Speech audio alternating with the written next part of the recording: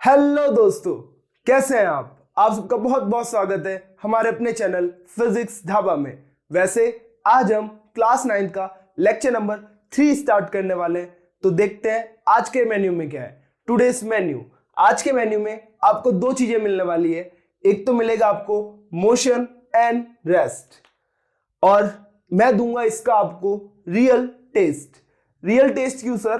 क्योंकि आज तक आप मोशन के बारे में जो सोचते आए वो सारे कंसेप्ट आज हिल जाने हैं। आज आपको समझ में आएगा मोशन क्या होता है, और उसके बाद हम पढ़ेंगे टाइप्स ऑफ मोशन। देखिए, टाइप्स ऑफ मोशन बहुत तरह के होते हैं, लेकिन जितना हमारे क्लास 9 के लिए रिक्वायरमेंट है हम उतना ही पढ़ेंगे।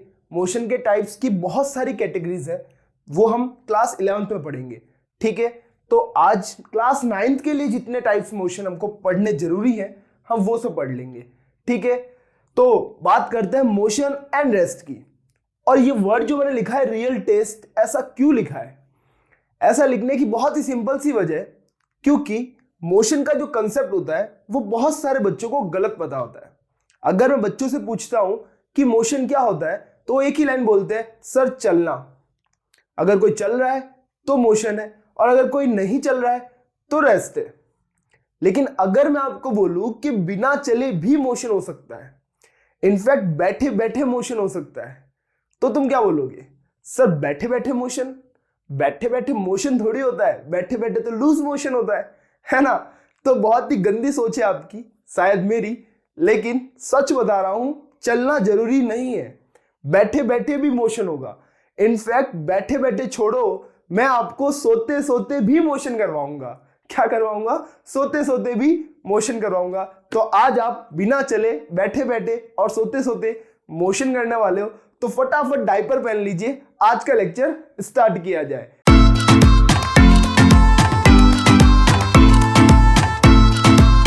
तो स्टार्ट करते हैं पहले ही टॉपिक से। हमारे पहला टॉपिक है हमारा मोशन एंड रेस्ट की रियल डेफिनेशन क्या है सर, है ना? आपने लिखा है रियल टेस्ट, तो रियल डेफिनेशन है क्या? देखिए, मैं आपको सीधी इसकी डेफिनेशन बता ही देता हूं, उसके बाद आप मुझे बताना कि इसकी डेफिनेशन में कहीं पर लिखा है क्या चलना। कहीं भी चलना वर्ड लिखा हो तो मुझे बता देना आप। ठीक है, मोशन की जो डेफिनेशन है फिजिक्स के अंदर वो कुछ इस टाइप से है। इफ एन ऑब्जेक्ट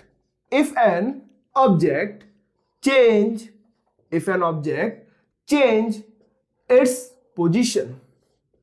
क्या लिखा है? If an object change its position with time and with respect to reference point,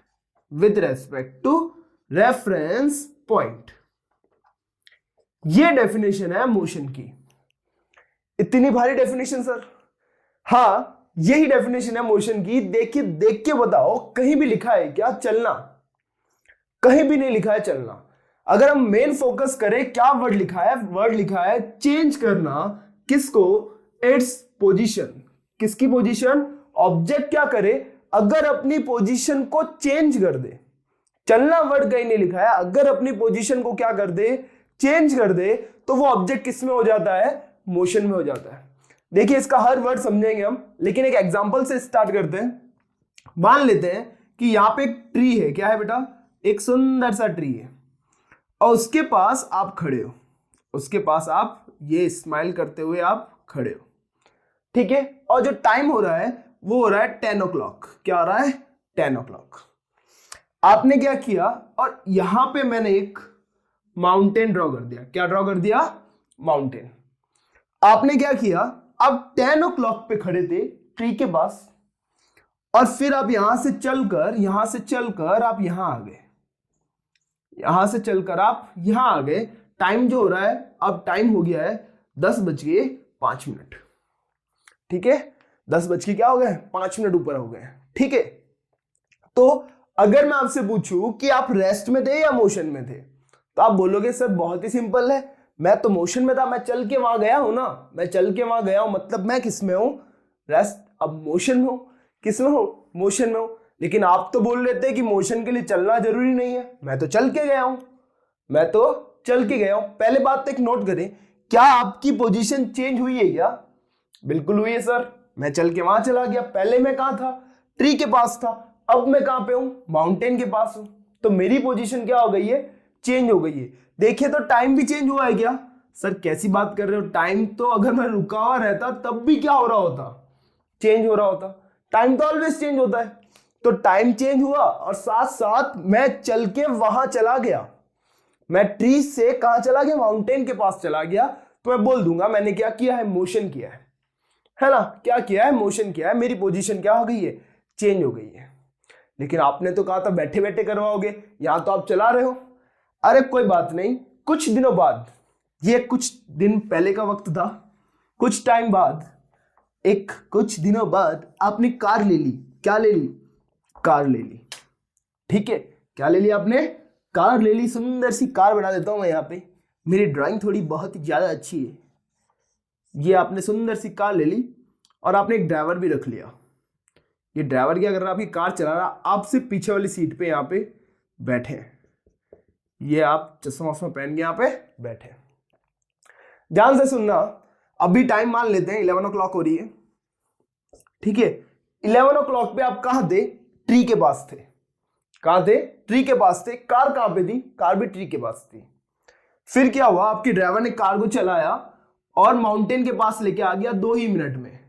2 minutes के अंदर कार फास्ट आती है सर। पैदल आ रहा था पहले में, है ना? अब मैंने कार ले ली है, ड्राइवर रख लिया है, तो मैं बहुत ही फास्ट हो गया हूं, है ना? और आप कहां आ गए बेटा? 11 o'clock पे आपका थे, ट्री के पास थे, और 2 मिनट बाद ही, 2 मिनट बाद आप कहां चले गए? माउंटेन के पास चले गए। अगर मैं आपसे पूछूं कि कार किस में थी, तो आप बोलोगे सर कार तो चल के गई है। कार तो चल के गई है मतलब कार तो किस में है सर? मोशन में है। किस में है? मोशन में, है ना? क्योंकि कार की पोजीशन टाइम के साथ क्या हो गई है? चेंज हो गई है। अब मेरा क्वेश्चन ध्यान से सुनना, यही बच्चों को कंफ्यूजन होती है।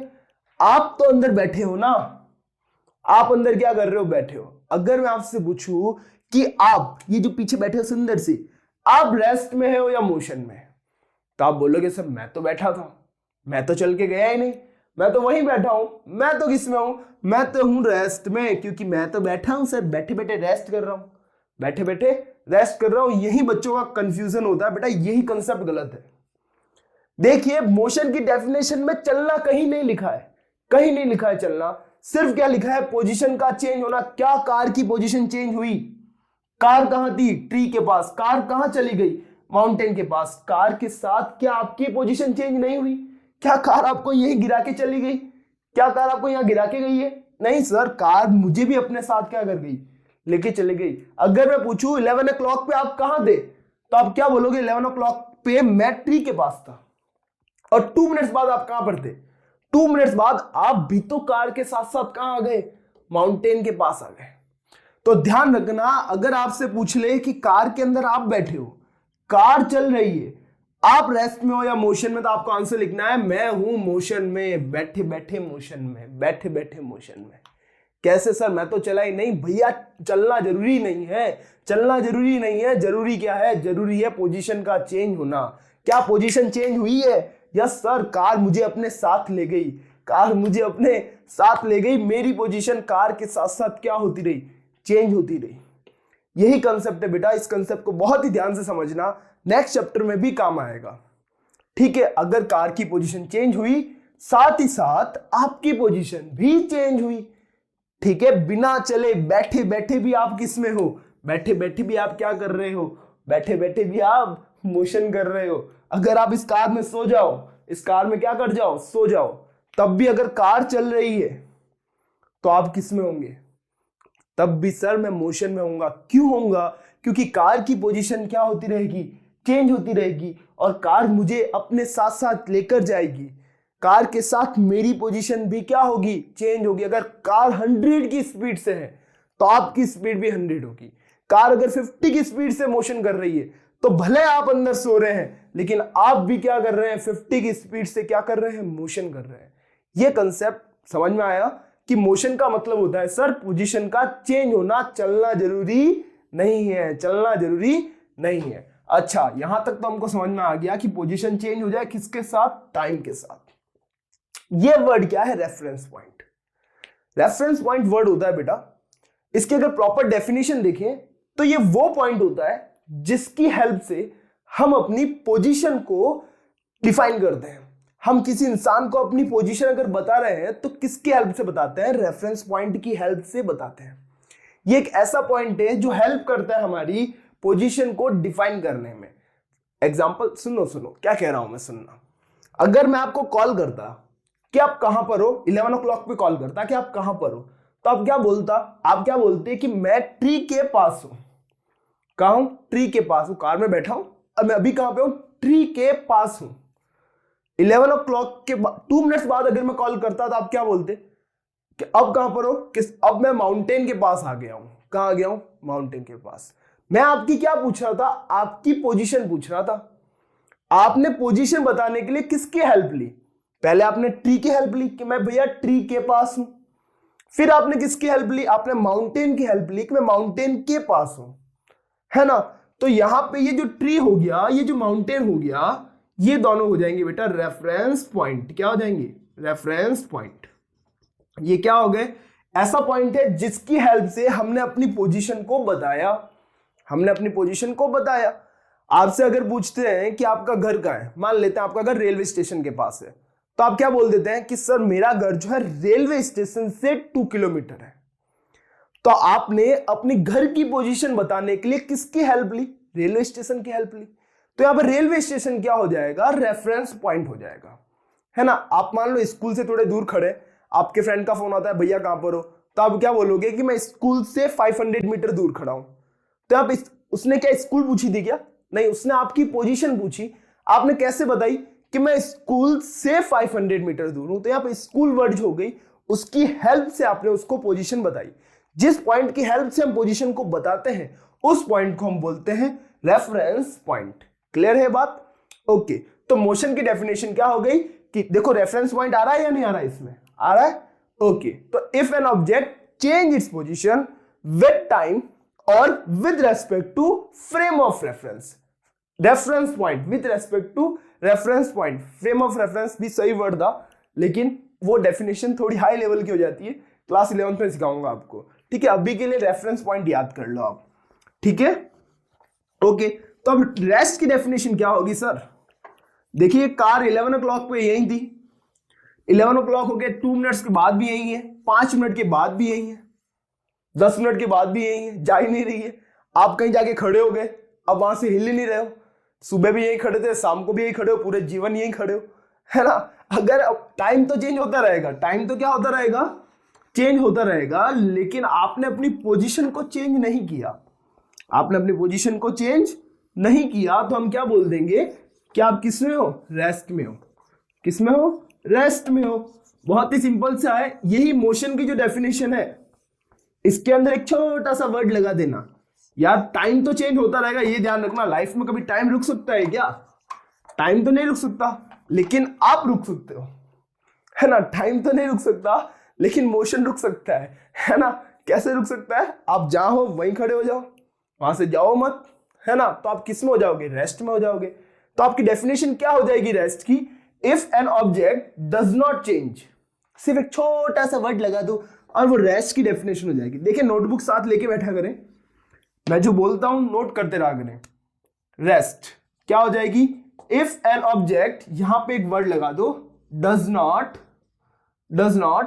Change, does not change, does not word लगाती आपकी रेस्ट की डेफिनेशन हो गई।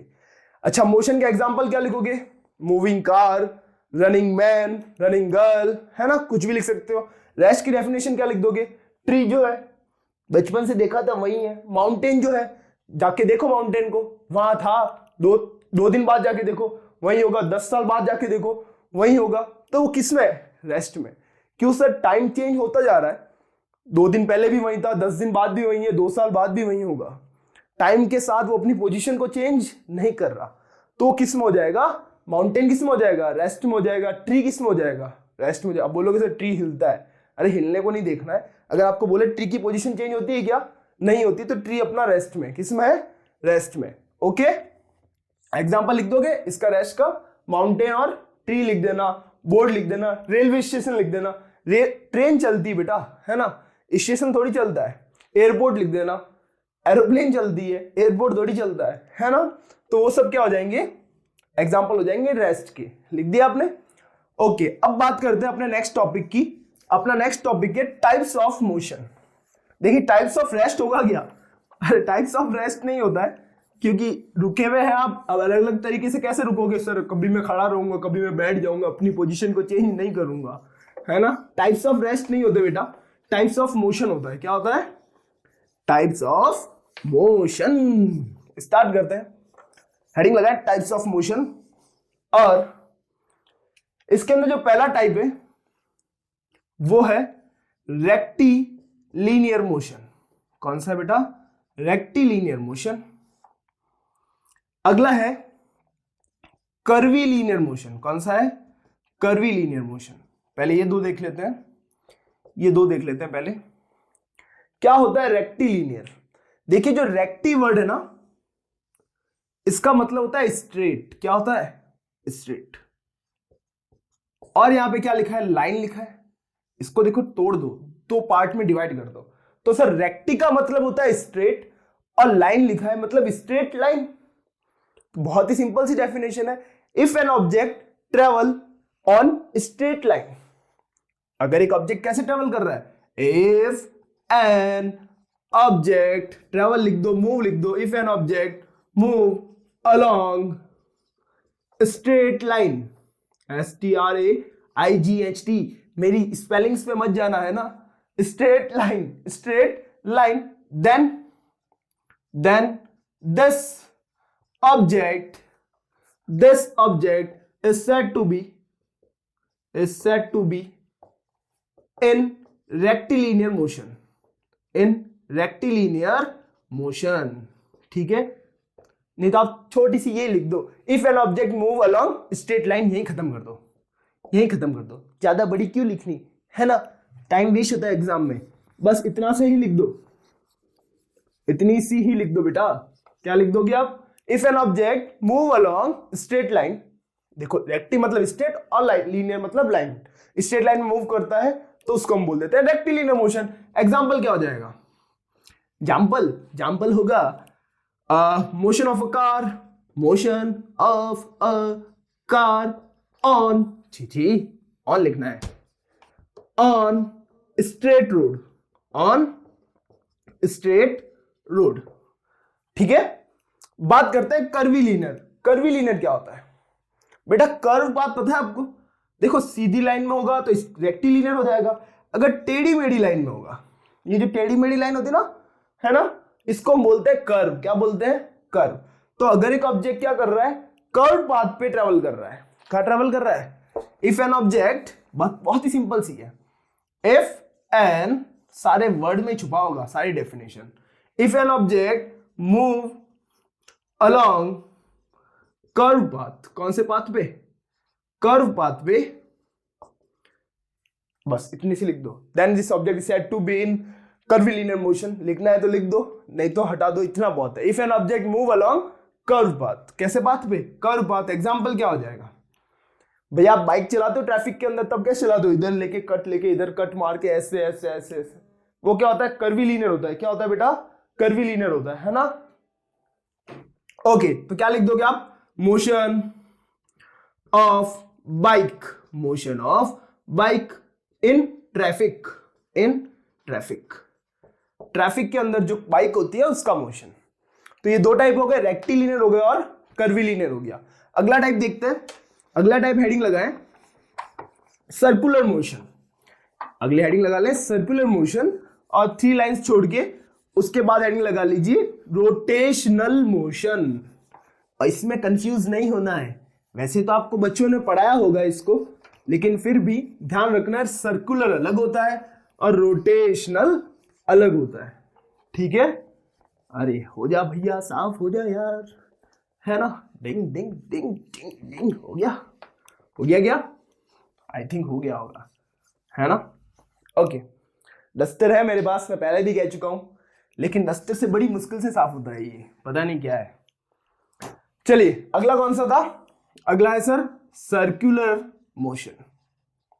अब इसकी डेफिनेशन बहुत ही सिंपल है, motion of an object on circular path, खत्म। वापस वही डेफिनेशन लिखनी है, कर्व की जगह क्या लिख दोगे, कर्व पाथ था ना, वहां पे क्या लिख दोगे आप, सर्कुलर पाथ, और खत्म हो गया। Motion of an object, motion of an object, ding ding, motion of an object on circular path, ये लिख दो सर्कुलर पाथ। इसको हम क्या बोलते हैं, सर्कुलर मोशन। आप जैसे जॉगिंग करने जाते हो सर्कुलर ग्राउंड में, तो एकदम सर्कुलर पाथ पे रनिंग करते हो, ठीक है, तो वो क्या हो जाएगा, motion of an object on circular path. Circular का एग्जांपल हो गया सर्कुलर मोशन का। एग्जांपल क्या लिख दोगे, jogging in a circular ground, jogging in a circular ground लिख दोगे, वेरी गुड। मैं आलसी हूं, तुम लिख दो motion in a circular ground, ठीक है। अगला है रोटेशनल। देखिए रोटेशन के अंदर और सर्कुलर के अंदर डिफरेंस होता है। सर्कुलर क्या होता है बेटा, सर्कुलर होता है ऐसे पूरा घूमना, ठीक है, ये होता है सर्कुलर। ये अगर पेन है तो ये पूरा इधर घूम के आ रहा है, ये है सर्कुलर। और रोटेशनल क्या होता है, अगर ये पेन अपनी ही जगह पे घूमे, क्या करे, अपनी ही जगह पे घूमे, ये अपनी ही जगह पे घूम रहा है ना, ये होगा रोटेशनल। सर्कुलर क्या है, ये है सर्कुलर, और अपनी ही जगह पे घूमे तो क्या होगा, रोटेशनल होगा। इतना सा बात क्लियर है। हमारा जो फैन होता है अपनी ही जगह पे घूमता है, तो ये क्या है, रोटेशनल है। लेकिन अगर हम पार्क में जॉगिंग करने जाते हैं तो क्या होता है, सर्कुलर होता है। आप पार्क में जाके अपनी जगह पे घूमते हो क्या, नहीं घूमते, है ना, पूरे पार्क में ऐसे सर्कुलर पाथ पे घूमते हैं। और अपनी ही जगह पे घूमे तो उसे हम बोलते हैं रोटेशनल मोशन। क्या बोलते हैं, रोटेशनल मोशन। रोटेशनल स्पेलिंग देख लेना यार, है ना, रोटेशनल मोशन। डेफिनेशन क्या लिखे, मोशन, ये लिख दो, motion of an object at own position, अपनी ही जगह पे घूमना। और इसकी अगर थोड़ी अच्छी डेफिनेशन लिखनी है, थोड़ी सी अच्छी लिखनी है, तो ऐसे लिख दो, स्पिनिंग, क्या लिख दो, स्पिनिंग, स्पिन करना, कहां पे, स्पिनिंग ऑफ एन ऑब्जेक्ट, ये लिख दो, spinning of an object at own axis लिख दो, और अच्छी हो जाएगी। एक्सिस क्या होता है, कुछ नहीं, फैन देखा है आपने, फैन कैसे घूमता है, फैन के ऊपर आपने देखी होगी एक लाइन लगी होती है ऐसे, है ना, एक लाइन होती है, उसके नीचे फैन लगा होता है, ऐसे घूमता है, वो जो लाइन है उसको एक्सिस बोलते हैं। अगर एक्सिस समझ में नहीं आता है कोई बात नहीं, ऐसे लिख दो, spinning of an object at own position, ठीक है, अपनी ही पोजीशन पे क्या कर रहा है, स्पिन कर रहा है, अपनी ही पोजीशन पे क्या कर रहा है, स्पिन कर रहा है, तो उसे हम क्या बोलते हैं, रोटेशनल मोशन बोलते हैं। एग्जांपल क्या लिख दोगे, मोशन ऑफ फैन। अर्थ भी क्या करती है आपको पता है ना, अर्थ जो होती है अपने एक्सिस पे घूमती है, जिससे डे और नाइट होते हैं, जिससे क्या होता है, डे और नाइट होते हैं, तो हो जाएगा रोटेशनल मोशन का एग्जांपल। क्या हो जाएगा, रोटेशनल का। अगला देखें, अगला है बेटा, अगला है ऑसिलेशन। क्या है, ऑसिलेशन, ऑसिलेशन, एक सेकेंड, ऑसिलेशन क्या होता है सर, नाम सुना है ऑसिलेशन, ऑसिलेशन क्या होता है, और उसका अगला है वाइब्रेशन। क्या है, वाइब्रेशन। ऑसिलेशन क्या होता है, वाइब्रेशन क्या होता है, दोनों सेम ही है ये भी। देखो ऑसिलेशन होता है, आपने पार्क में गए हो, झूला झूला है ना, झूला कैसे झूलते हैं, देखो कोई भी, आप खुद नहीं गए होंगे तो किसी को लेके गए होंगे, झूला झुलाया तो होगा, झूला भले ना है, झुलाया जरूर है सर, उसको बैठाते हैं, है ना, पार्क में जाते हैं, देखा ना, कपल्स जाती है, आप भी जाते होंगे, है ना, उसको पार्क में बैठाया, झूले पे बैठाया, फिर पीछे से लल्ला लल्ला लल्ला, यही होता है। तो वो कैसे जाती है, वो झूले पे जो बैठी होती है वो ऐसे जाती है, लल्ला लल्ला, है ना। ये क्या हो रहा है, इधर जा रही है, फिर इधर आ रही है, इधर उधर, इधर उधर, इधर चला मैं, उधर चला, ये होता है बेटा ऑसिलेशन। क्या होता है, ऑसिलेशन, मतलब इधर उधर को हम बोलते हैं टू एंड फ्रो। क्या बोलते हैं, टू एंड फ्रो। तो आपको क्या डेफिनेशन लिख देनी है, to and fro motion of an object, to and fro motion of an object, उसको हम बोलते हैं ऑसिलेशन। पेंडुलम देखा है, पेंडुलम, पेंडुलम देखा है ना, वो घड़ी के नीचे जो लगा होता है, वो ऐसे टन टन टन टन, वो जो पेंडुलम है, इसका एग्जांपल लिख दो, जो motion of pendulum, motion of, example क्या लिखोगे, एग्जांपल लिखेंगे motion of pendulum, motion of pendulum. ठीक है, ये होता है बेटा ऑसिलेशन। क्या होता है? ऑसिलेशन। बात करते हैं वाइब्रेशन की। सर ये वाइब्रेशन क्या होता है? देखो अभी तो आप छोटे हो, जब बहुत सालों बाद जब बूढ़े हो जाओगे, थोड़े से बूढ़े है ना, थोड़ा आपकी शादी वादी हो जाएगी, उसके बाद फिर से आप पार्क जाओगे, उसी पार्क में फिर से वो जाके उसी झूले पे बैठ गई कि मुझे तो झूला झूलना है।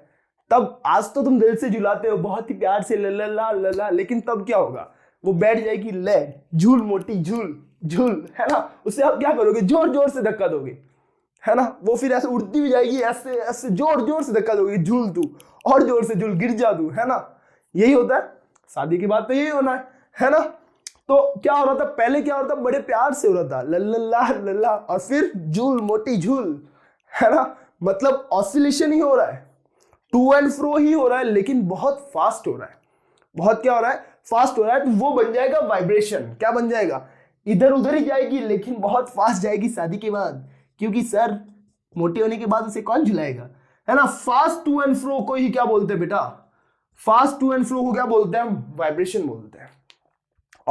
ऑसिलेशन और वाइब्रेशन में इतना ही फर्क है, अगर प्यार से धीरे धीरे पेंडुलम जैसे धीरे धीरे होगा तो क्या होगा? ऑसिलेशन होगा, और फास्ट होगा तो क्या हो जाएगा? वाइब्रेशन हो जाएगा। ठीक है। अच्छा देखिए, वाइब्रेशन का एग्जांपल क्या लिख सकते हैं? वाइब्रेशन का एग्जांपल लिख सकते हैं गिटार की जो स्ट्रिंग होती है।